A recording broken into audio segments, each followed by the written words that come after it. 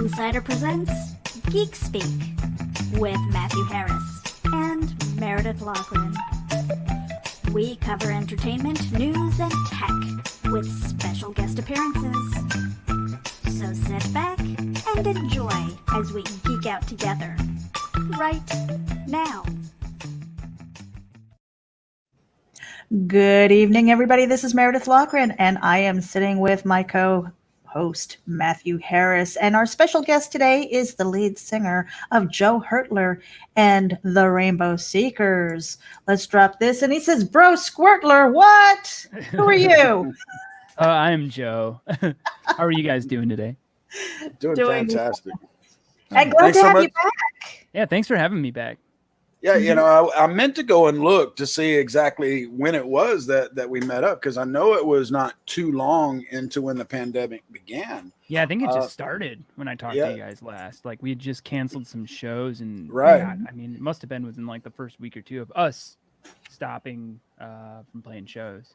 Yeah, Underwater had just came out. The video had just came out. Right and so how have things been going since then? Well, first off, tell everybody, you know, about Joe Hertler and the Rainbow Seekers, where y'all are at, what, you know, your music is all about, and then we'll get into some finer details of what you've been up to. Yeah, I'm in a band called the Rainbow Seekers. We are a 7-piece band from Michigan. We're from all over the state. We've been playing for, almost a decade now. We're currently not playing because of a pandemic, but we've still been busy. We have played a couple shows, some very fun ones at that. But, right?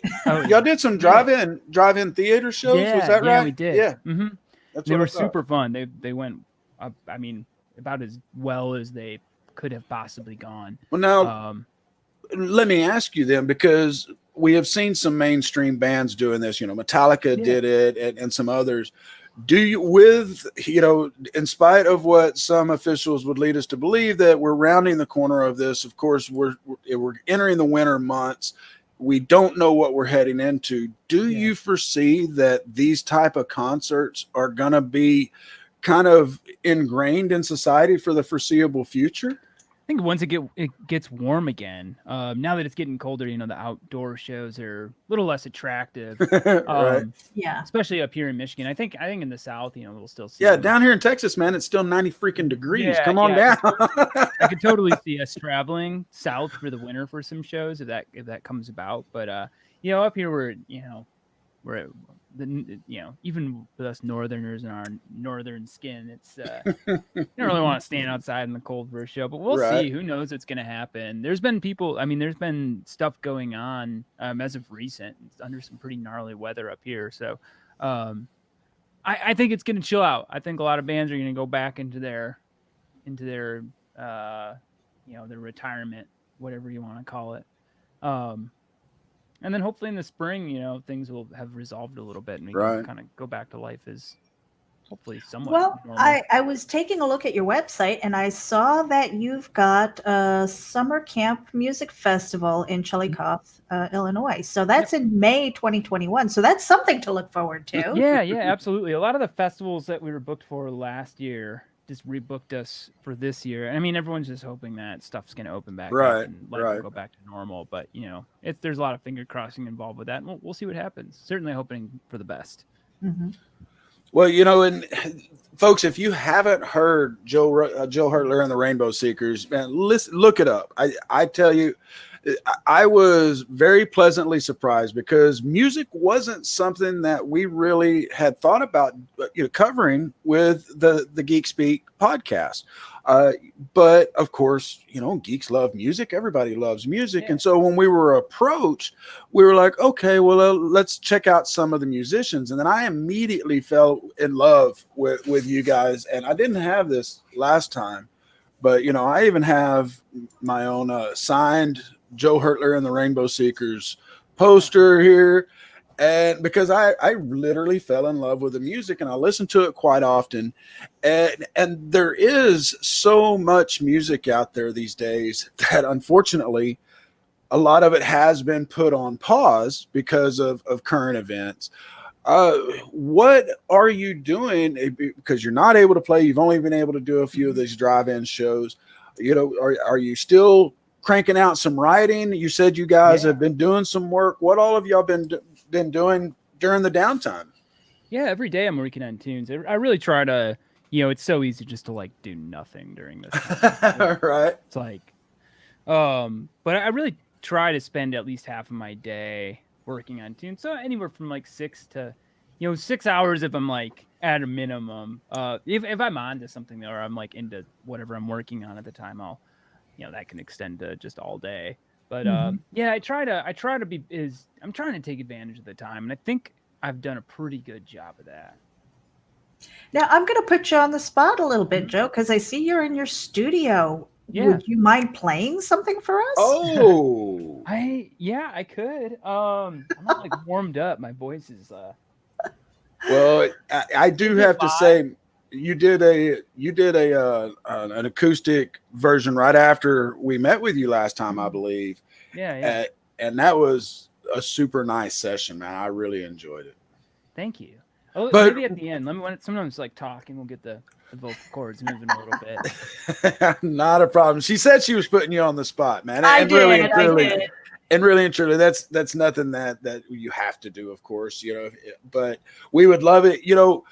Like I said, I fell in love with the music, and on Paper Castle, I get kind of torn because there's certain songs that I really like some days, and then other days I like another one a little more. But Death Don't Worry About Me, right after we had you on, I contacted your agent and I was like, I want to use this song on my personal show at the closing. And they worked it out. We got permission. And I have had so many compliments on that song on closing out because I'll keep the guest afterwards and they're like, man, who is that? And so I've turned them on to your music. I've pushed it on the podcast several times because it really is just that upbeat kind of song, even though it's just telling everybody, really, man, it's none of your damn business. That's the way I get it out of the song. It is, yeah. That's kind of what it's But about. how did it come about, man? It just started as a demo. I had the bass line. I had a big fat drum beat, and it was really just, I think I'd, put maybe a couple guitar tracks to it, and then that horn line, that bam, bam, bam, bam, bam, Right. I sang it. And yeah, that was really it. I don't think I really did much work on the demo. It was just like a verse, a little break, and then the chorus. And it was just kind of one of those things where I'm like, I don't need to put much time in this. The band will like it. Like, this is right up our alley. Just like let them figure it out. And yeah, I brought this very, very simple demo to them. And yeah, it's just one of those songs where pretty much instantaneously we were like, yep, let's do this. And just started jamming on it. And it became a much bigger thing as it typically does once we start practicing stuff and playing in a little band. What is that like with practice? Are you guys able to get together now and do some practice? You do your social distancing, masks. I mean, what is that like? Yeah, we are. Our saxophone player is a family and kids, so especially for his sake, we try to just stay distant, But we've been practicing. I mean, it's getting a little colder now, but we were practicing in my backyard for a while. And then your neighbors must have loved you.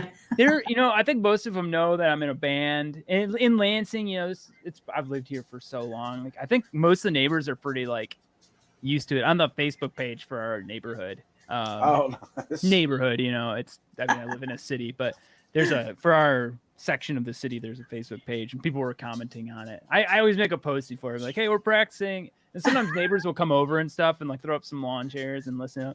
It's actually got it cool. But mainly because of Aaron's family, we've been trying to use more spread out locations or locations where we can spread out in. So we'll be we got a couple spots. Normally we just practice at my house or at Aaron's house, a sax player. But I guess I'm making a simple question really long. We've found ways to practice and still maintain social distancing. Yeah. Now with the practicing that is going on and the lockdown still going, are you guys working on a new album? Yeah. So I mean, like I said, I write just about every day. A couple of the guys were over on Monday. Usually we try to do like every Monday where we'll meet like one or two of the guys will come over. I'll show them demos, they'll put stuff to it. And then we'll kind of do our practicing in big blocks. So we'll like take off a week and just meet up.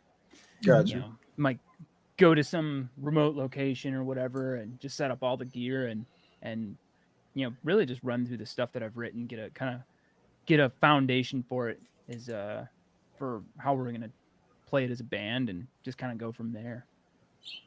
Very cool. Now, I just wanted to give your website a shout out. It's joehertler.com. You can get vinyl, you can get signed music, you can get all kinds of merch. That poster. That poster.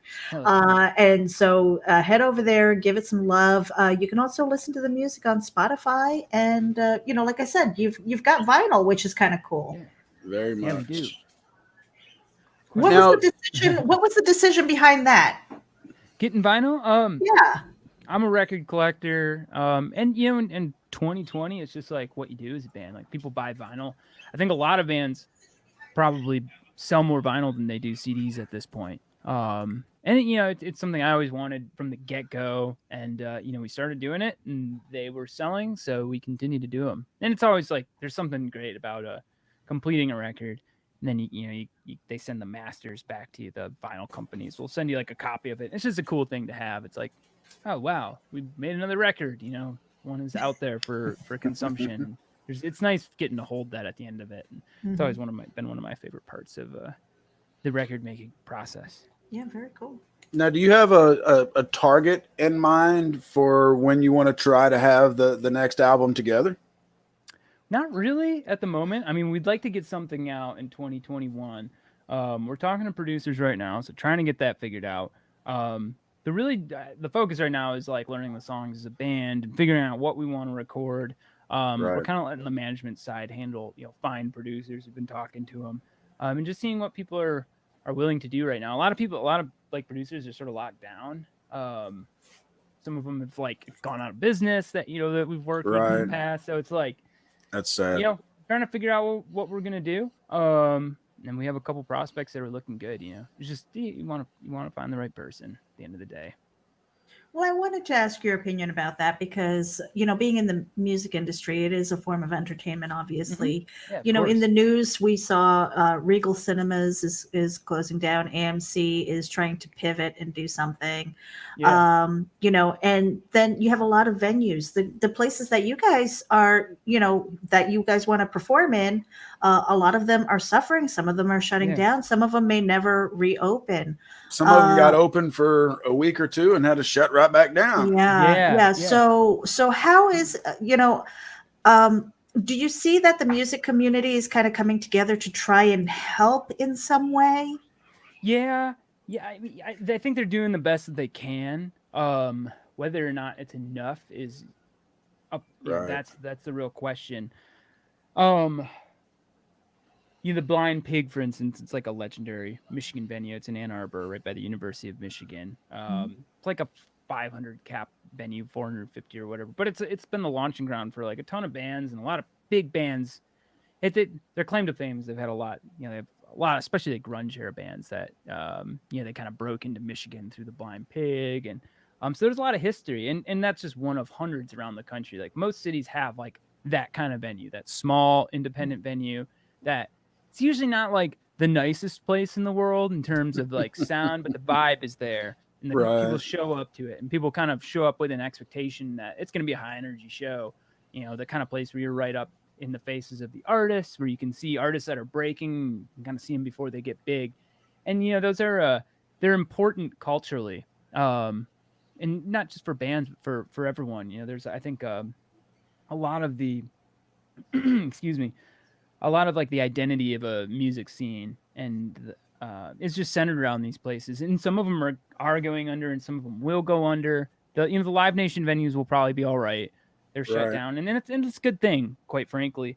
But those independent venues are the ones that are suffering. And, we just did that. We were in a Biden ad recently. They used some video from one of our shows at the Blind Pig, which actually got nationally syndicated. And the whole plea was like, government, please help us. We haven't been able to throw a show for a year. We're not going to last much longer. And, I was like, then vote for Biden. And hopefully, I don't know if that'll happen or not. But I mean, I would love for the government to step in to help save some of these venues. I think that's probably what Right. needs to happen if this is going to go on, especially for another 6 months or whatever. Yeah, there's so many of small businesses Yeah. that are being hit by the domino effect, and I mean, we saw it early on with being Geek Insider. We saw it a lot with the mom and pop comic book shops that didn't have the backing or the inventory to go be able to turn online, and just go on the dime, because Marvel and DC stopped producing content there for a good while.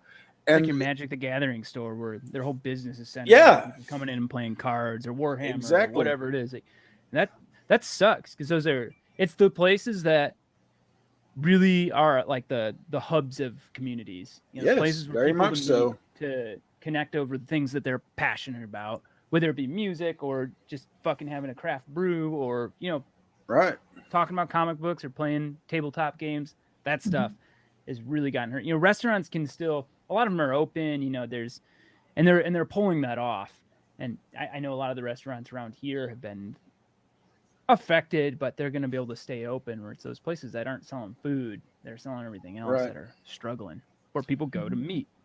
Yep, exactly. The bars, the theaters, like we were talking about a moment ago. We went to the theater a few weeks ago, and just during the day, we figured, if anybody's there, it'll be light. Yeah. There wasn't nobody in the theater. We had the whole thing to ourselves, and of course, I am trying to get the wife to get kinky in there, and she's not going for it. Right TMI, Matthew. TMI. All right, guys, it's time for a quick break, but we're going to take a quick. I think it's a 30-second break, and then we'll be right back with Joe Hertler from Joe Hertler and the Rainbow Seekers. All right. Check it out. MobileEdge.com has award-winning products with innovative features and contemporary, edgy designs that empower you to look sharp and travel smart with your mobile tech. Your beloved, not to mention expensive gaming gear and mobile tech devices are an extension of you, so give them the protection and style they deserve wherever you go. Find them at MobileEdge.com and protect your tech with Mobile Edge. Bring it on. Hey Geek Insiders, Mobile Edge has a special coupon code for our dedicated listeners. Get 25% off your Mobile Edge gear using coupon code GEEK25. That's GEEK25. Geek out. All right, friends, we are back with Joe Hertler from Joe Hertler and the Rainbow Seekers, and we're touching base. We got to sit with you before to talk about Paper Castle and everything that was happening in your world, and so I definitely want to hear more about the music that you're writing now. Mm-hmm. Yeah, definitely. Are you kind of working with a theme, or you just kind of like whatever happens to fall into your head, that you're working it out? Are you kind of gearing it towards a specific kind of topic or theme for your next album?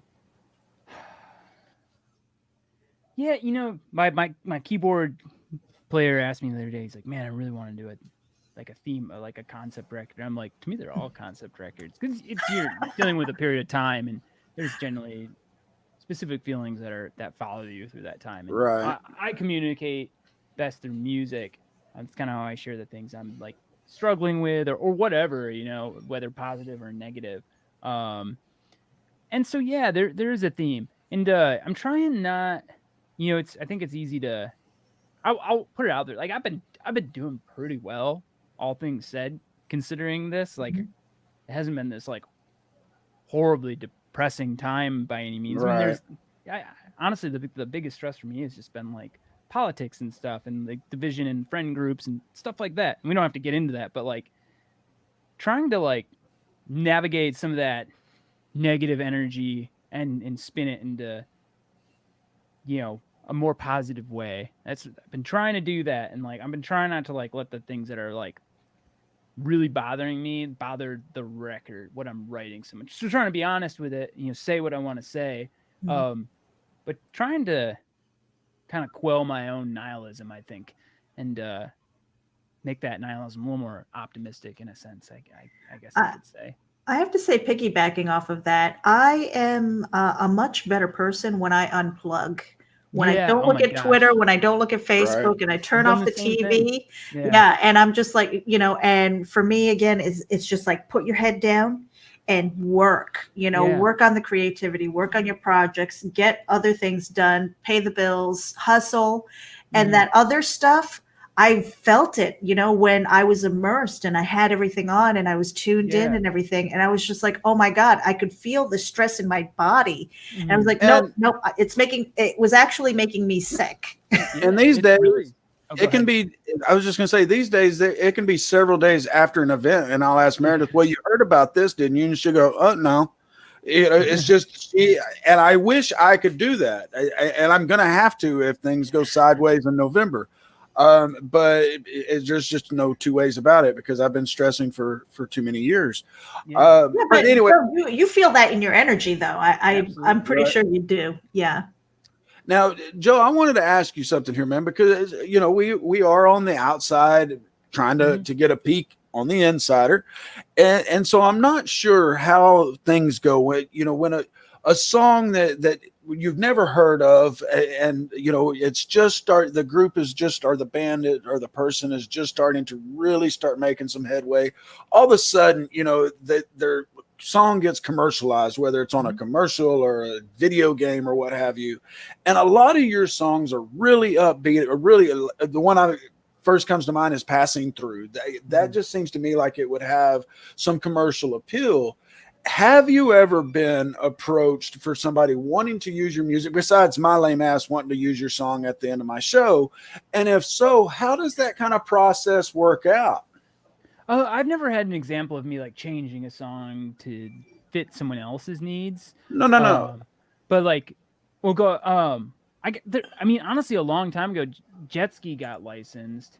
Oh, okay. Um, yeah, I mean, and we didn't change anything about it. We just wrote the song, and H&R Block picked it up.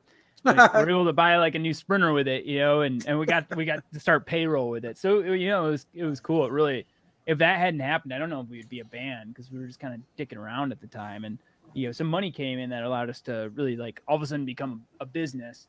And I really don't think my songwriting process it's certainly changed, but not in a way where I'm really trying to like make things like more palpable and digestible Right. for people.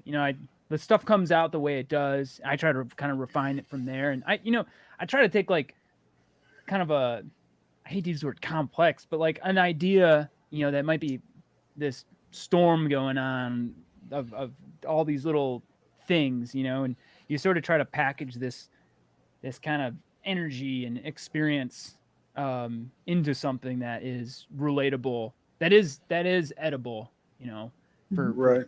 for where someone can sit down and listen to it and engage it and find under some sort of meaning in it. That's the goal, and I And try not to compromise the art to do that so much. and I think that aspect is what can make a lot of music really have that commercial appeal. It's when Mm-hmm. you've got that feeling, you've got that passion behind a song. It's not written of, hey, can I sell this to Pepsi or to Yeah, EA Sports? It's I'm writing this song because this is what I do. Mm-hmm. And so I was just wondering, when that kind of stuff does hit, when you get licensed, how does the licensing aspect work? Do they just come to you like kind of like I did? They approach your agent and go, "Hey, we really like this song. We'd like to license it to use Yep. for this," or is that how it That's works? it. Yeah.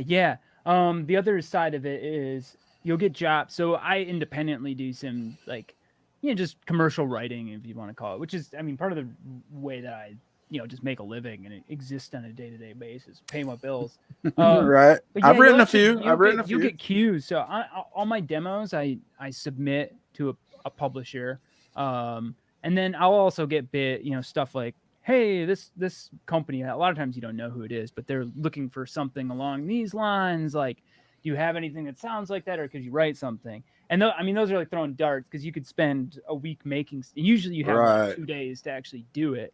So you scramble, try to put it all together, and then throw it out there and hopefully you get something. Something That's sticks, happening for. right. But if you get the people who do it full time, they might get one or two a year, and every single day they're working on one, but you rely on that one or two that makes up like all of your income. Right. And there's a lot of people, that's what they do, or they do it on the side. At this point will just submit stuff when I've finished with a song and kind of done all the parts and whatnot, feel comfortable with it. I'll throw it out to like our publisher to see if it might have any sort of commercial application. Gotcha. And it happens every now and then. It's really great when it does. Now- Usually most of the time they just like instrumentals with like a real simple like melody. Well, there's something to the jingles is Mhm. like Right. this unsung hero for musicians and things Yeah. like that, because the residual income that you can earn from that is really nice, while you're creating this other music, because that's where your passion lies. So Yeah. it's really finding that balance too. And I don't think a lot of people utilize that or even know that that's an avenue that they can go Mhm. and pursue to make this music career a reality. Yeah, it's tough to get into Mhm. as well. I will say, like, when I started touring a lot, I had a lot of friends that wrote for other bands, and that always sounded great to me. I was like, I'd like to just, I can do my own thing on the side and just write for other people, and I can just kind of live a low key life like I sort of like to live. But I found out I really couldn't, especially with pop songs. Maybe I'm making excuses because I just wasn't that good at it. But like, I didn't love it. I didn't love doing it when I tried. I do like going into co-writes and working on other people's music who I'm friends with. So like, my band friend over here is working on stuff for his band. They'll bring me in to like help out with some stuff. I get credit on the songs, which I've done a few times. But as far as like sitting kind of in a with a group writing for a specific person with a bunch of other people, like I kind of struggle to get like inspired with it, and that's especially lyrically, which is the vocal Right. stuff in those situations is really where I'm going to be contributing. I'm not like some Players Club shred master. If I go into a co-write, it's for vocals and and lyrics, and I often just find myself kind of uninspired in those situations. Which some people are very gifted at it, and those people have very particular talent that is special. I respect them a lot. I wanted to ask you last time, and it slipped my mind, and before we got off the air, where is your bucket list venue or venues? Where are the places that you just would thrill you to no end to be able to play? Gosh, like the Gorge or something. That would be a pretty. Oh, amazing. nice. I mean, to have like a headlining show at Red Rocks would be amazing. We got to play their opening once a while back, but I think that's like the bucket list thing, and it's a tough thing to achieve. But to get to do a headliner at Red Rocks, I think would be that would be Very cool. Now we're coming up on the end of our time together. Were you interested in throwing out something acoustic for us, or you want to wait until some other time? Could I? Of Let's course, do it on man. The next one. Let's do it on the Yeah, of next one. course, Just- of course. I like to prepare. But Yeah. next time you guys have me on, I will just throw it in the email or something like that. Yeah. We'll give you a little prep time. I can also keep going too. I thought I was gonna be a little more busy tonight, but if you guys want to keep going, you're more than welcome. I wasn't sure there was like a set time frame. I know I said I'm like I gotta stop at 9:35, but I can go a little longer if you guys want. So I have a World of Warcraft raid tonight. Oh, Doesn't start until 10 my time. oh, you're one of those. Gotcha. Hey, my son was the same way, boy. He would set alarms, and you did not disturb him. Yeah. And if for some reason God intervened and the internet went down at that time, Jacob was not a very happy camper. Start the internet. Like it's a serious thing. Yeah. Me and my roommate, my girlfriend plays too. I got I'm in a guild, and I've been able to like play at a higher level because of COVID. Like would never be able to invest in the time that I put in. I kind of set some hard limits for myself with how much I play. My it is kids fun. used to play World of Warcraft all the time. I think they still do. My gosh, Yeah, they and probably that's gotta be over 10 years now. Coming about 16. Yeah, they re-released the original version that came out during my childhood. That's when they got really excited again. Yeah, a lot of people were.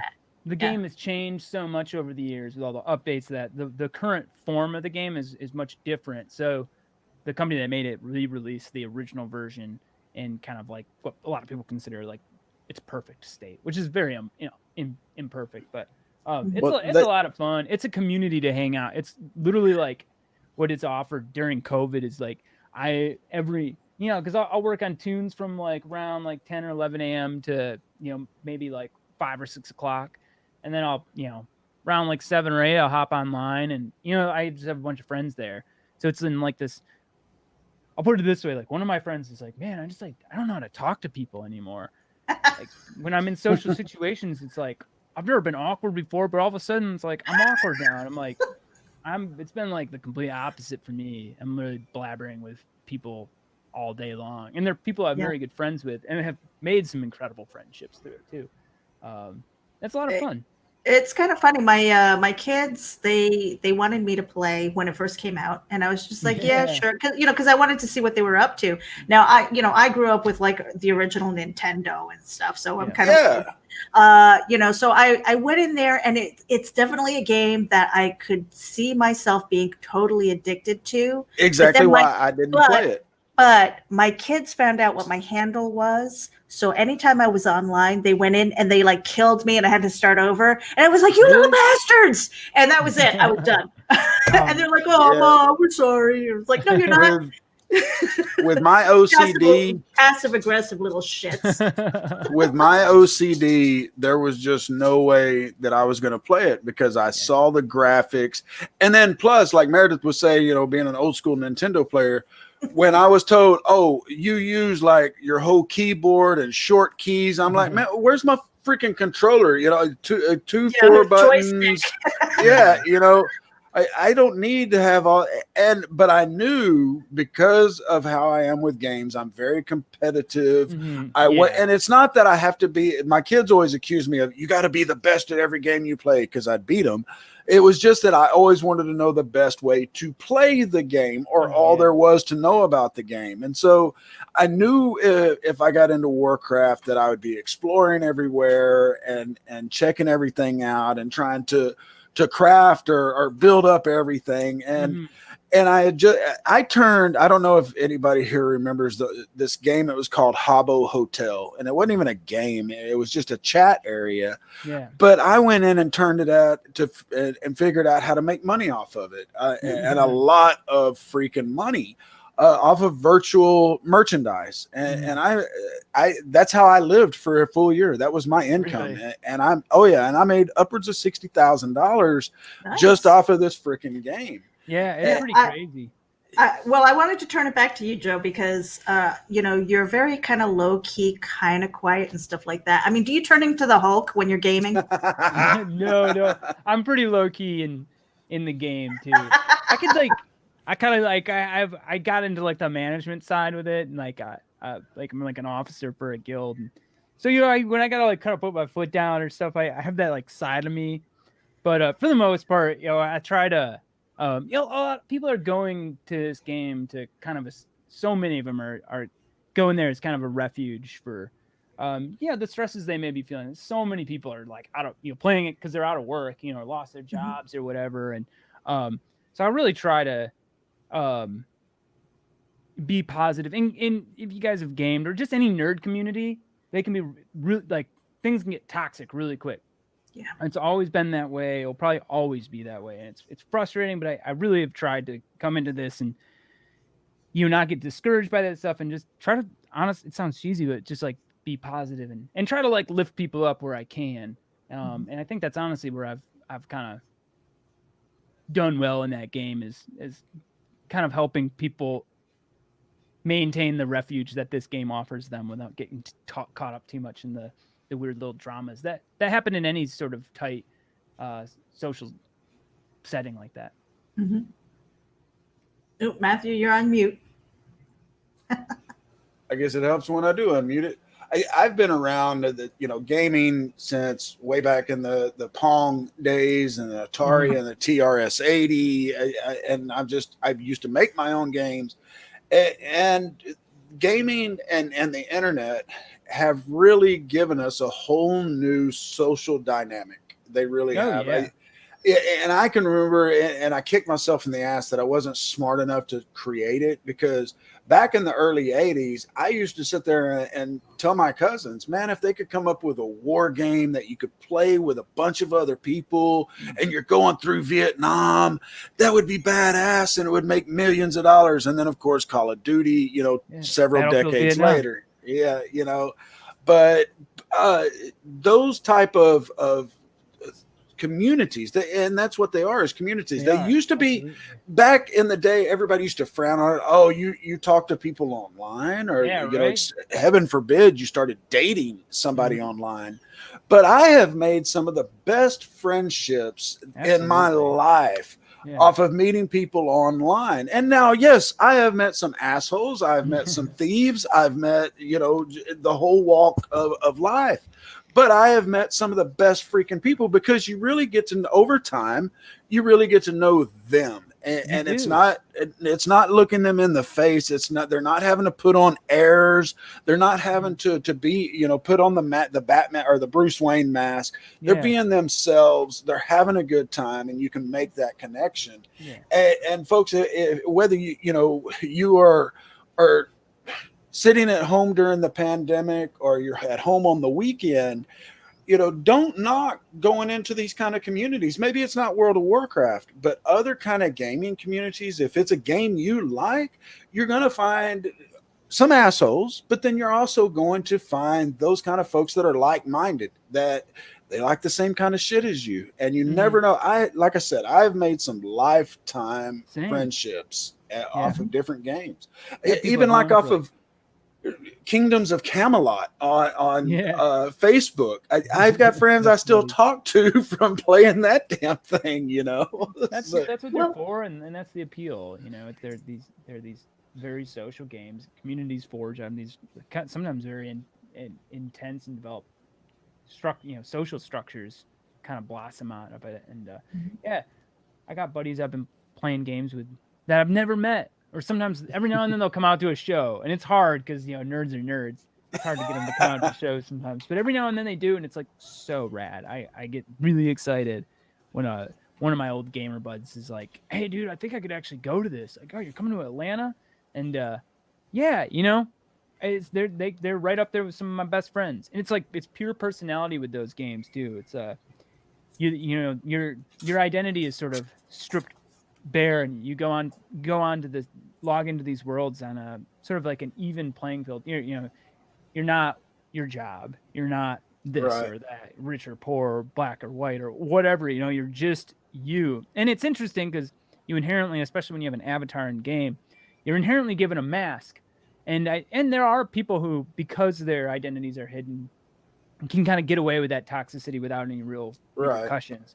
However, you can also be really experimental in the way that you socialize and be a human. Like, you can, when I sort of started doing WoW and kind of got into like the leadership side of it, I was like, I literally made a list of all the ways I've failed as a leader and other things that I've done, and kind of went through this trying to correct upon that. I was like, if I'm going to do this, I'm going to learn from it. And I think you get almost in some ways like a realer, when you get to know people, you almost get a realer presentation of who that person is, and you can make some really good friends and have some very deep conversations. And with stuff like Discord, it's easier than ever. Very much so. And Joe, I was going to say, I know Matthew needs to get going, but I got to jump out. But so I was just going to say peace out. Meredith is going to wrap things up with you. Sure. But Joe, write down our email addresses: Matthew@geekinsider.com, Meredith@geekinsider.com. I'm on your mailing list. I'll get alerts anytime you're coming to my area and all of that stuff.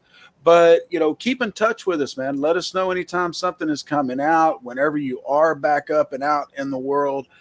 Because I tell you, when you come to the Austin area, man, I'm all there. we definitely got to have a couple of shots together. If you don't drink, then we can have a couple of together. And if you don't smoke, then we'll just sit and shoot the shit. I'm a drinking and smoking kind of guy. That's what I thought I remembered. But Joe, we love you, man. We thank you so much for coming in, giving us an update, and we will catch you next time. But I'm going to run real quick. I got to make it somewhere in 20 minutes. So have a good night. Man. Safe travels. Take care, man. Good talking to you. And Joe, I know that you need to get going pretty soon too. So, but I had a question because I saw it on your website at the very, very bottom, and I was very curious about it. I saw something about Bitcoin and Litecoin. Are you into cryptocurrency? Yeah, it's actually really funny. So me and our Purdue are kind of like our original basis / producer. We got like really into it. I want to say maybe like. I was just out of college, so 2013, 2014, and we were like, maybe we can we had a studio at the time that had the energy was included, so we're like, we'll build some gaming computers and then we'll pay ourselves back with Bitcoin. So we built these at the time very powerful gaming computers, and we mined Bitcoin. We actually got quite a bit of it at the time. And we cashed in, and at a tiny fraction of what it would eventually be worth. But yeah, we were able to pay ourselves back in the Bitcoin. I remember calling my dad. I'm like, Dad, there's this crazy new sort of decentralized, giving him the whole spiel of what it is. And yeah. He's like, yeah, and he's like, what the hell are you talking about, boy? Yeah, he's like, you're not buying shit with that. And I'm like, just watch. I bought a game on Steam for 4 Bitcoin or something like that. I don't know. It was, what the equivalent of hundreds of thousands. That's like pizza. That's like pizza day. Yeah, when you think back and you're like, oh my god, what was I thinking? I was like, Dad, don't tell me this doesn't have any value. And I had saved some on in a wallet, and I was it was around the time where I was moving a lot. I was out of college, and just in general, switching locations, and Bitcoin we sort of lost interest. It was really fun, something really great to nerd out about at the time. And then it came back in full swing. So I'm frantically looking through my house trying to find my wallet key, which I just lost. I have no idea. And I was like the biggest loser with Bitcoin. And I had a bunch of friends, my friend bought a house with it, and I had some other friends who profited really well, who were in kind of the Bitcoin community in Michigan, and I was the biggest loser. I lost my freaking pass. I lost my key, and it's I mourned it at the time. It hurt. I was very sad. I was like, oh, I could have paid my student loans off and got a house if I just find this freaking piece of paper. Yeah. We got back into it in the band, and people were kind of trading it and having a good time with that, and all the other currencies too. It really is. The technology is very interesting. That was always the draw to me, and just the decentralized nature of it. And but I didn't profit off of it. Certainly didn't. I definitely lost money. Yeah. In the long run. My first experience was when it actually first came out, maybe about a year afterwards. And these guys, it was like an MSN chat room or something. I'm kind of going back, and they were like, yeah, if you open up a mycelium wallet, we'll send you a Bitcoin each. And I was just like, you guys are scammers. And I was locked up. That's how it goes. Yeah. So now it's every opportunity I'm like, oh, airdrop. Yeah, sure. Yeah. Here's my wallet. It's pretty fun though. It really was such an interesting thing especially when I first heard about it, me and my producer just thought it was the most amazing thing we did ever known. And of course, we got later when it got popular again, we got all our bandmates into it. Of course they lost money. They're instantly interested in it. They're buying it up. All right, so anybody listening, it's Joe's fault. Yeah. I'm going to blame it on Kevin and then Ricky, our former drummer. It's really his fault. I was already just oh man, I lost everything, so I was kind of cashed out of it. But our drummer was making some headway, made, I don't know, 40 or 50 grand off of it. So everyone saw that and was like, bye. And and then it tanked. And then they I can't say lose fast enough, but yeah, then it tanked and everyone was out. So it was fun though. It really it gives you an appreciation for currency in general.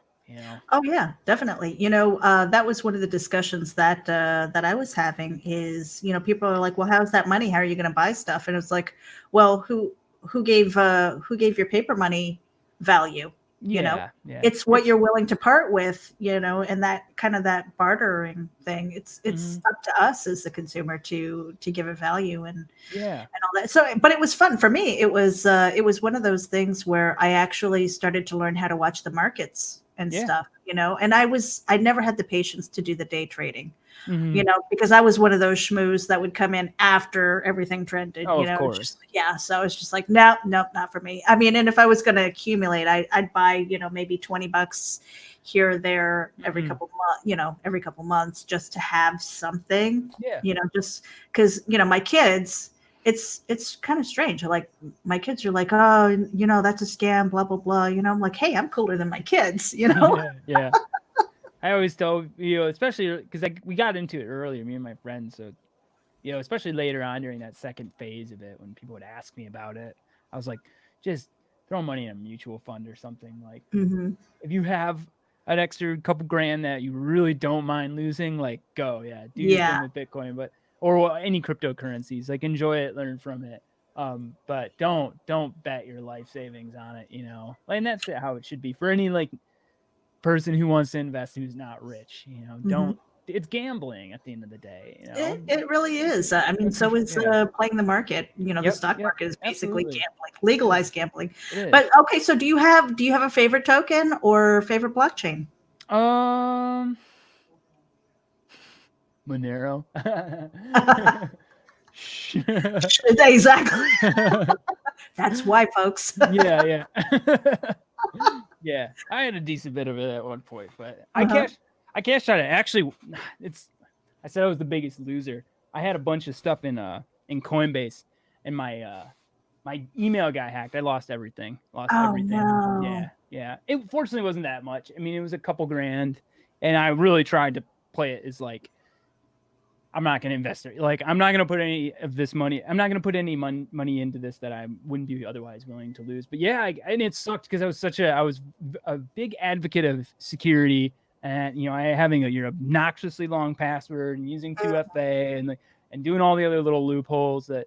Yeah, I had a 24 character password that got cracked, and the crazy thing is I watched it happen too. I was literally in my email and I saw your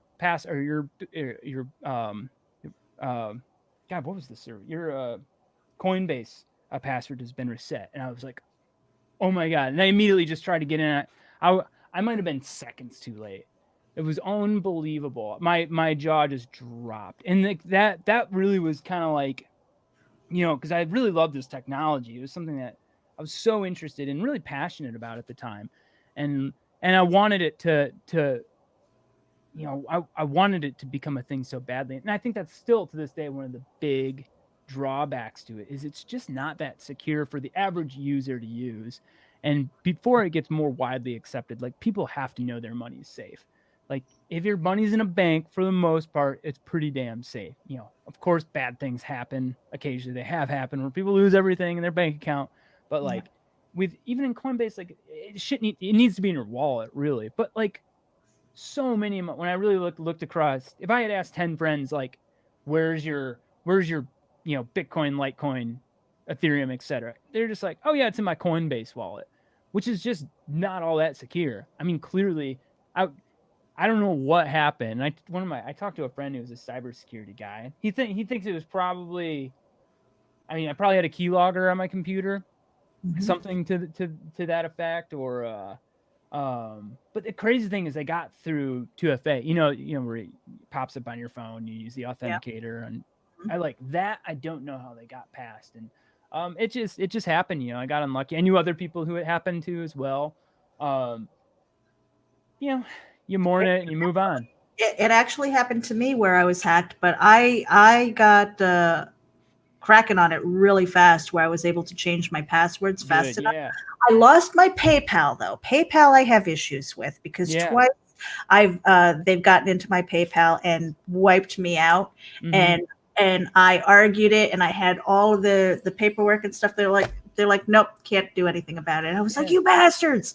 But yeah, because of that, with the security and everything and the email, they basically got into my email.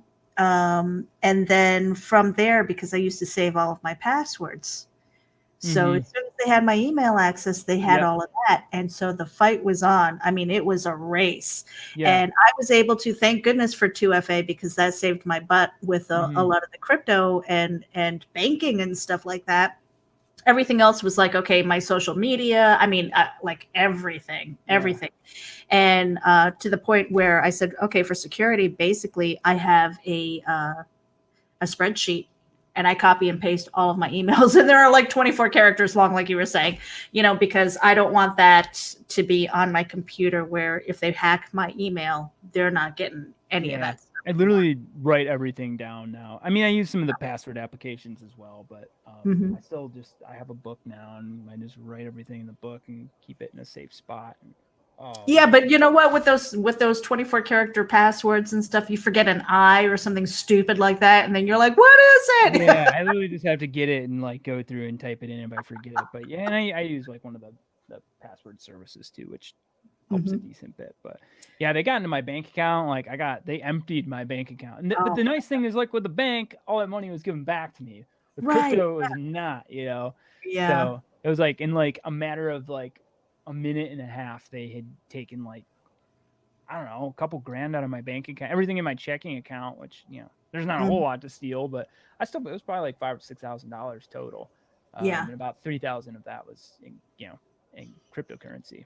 Yeah. And that I've been building hurts. that for years. And it was just so stupid. I was like, yeah. And just sitting there and just watching it, and you're like, holy crap. Yeah.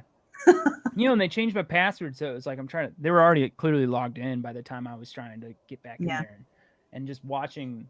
I remember watching him moving the money out, and I made some mistakes. I was naive, didn't have a great understanding of what you clearly did not have a great understanding of what I should have been doing. So yeah, like I said, I was the biggest loser, but I don't, like you said, I don't mourn it. I don't miss it. It would have been nice, but I don't.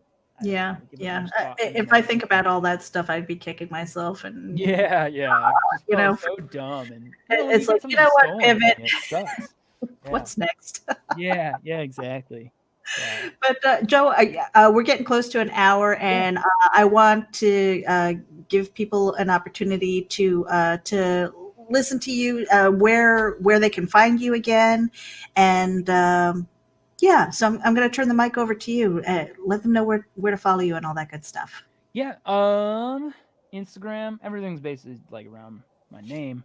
So it's Instagram.com/Joe Hertler, Facebook.com/Joe Hertler Music, Twitter.com/Joe Hertler. So if you want to find me, just Google my name or Google like Rainbow Seekers, and you'll pretty much find hopefully a relevant link. Hopefully and you're on Bandcamp, you're on Spotify, Apple Music, and stuff like that. So, and definitely head over to joehertler.com and check out the merchandise, order yourself a vinyl, get some music, get some merchandise and all that stuff. Joe, it's been a pleasure to talk to you today.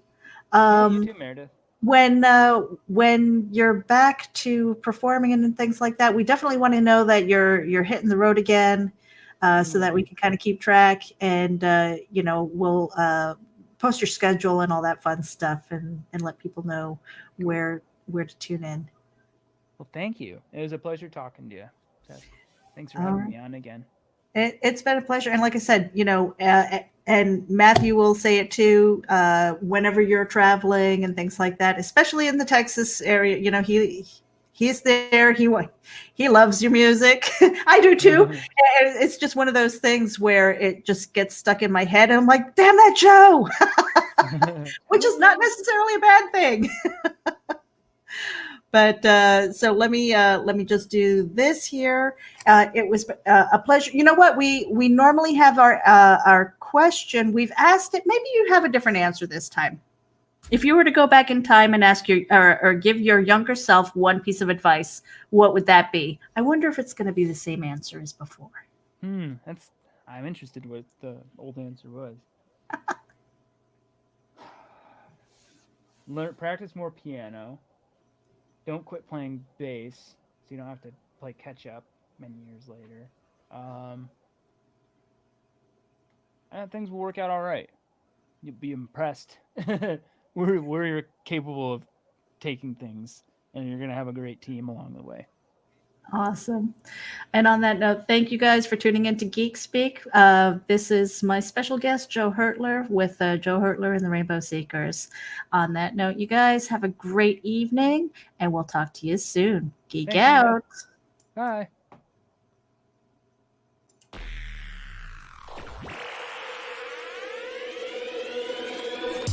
At Geek Insider, we foster relationships with those in the geek sphere so we can give our audience the insider view of entertainment, tech, and more.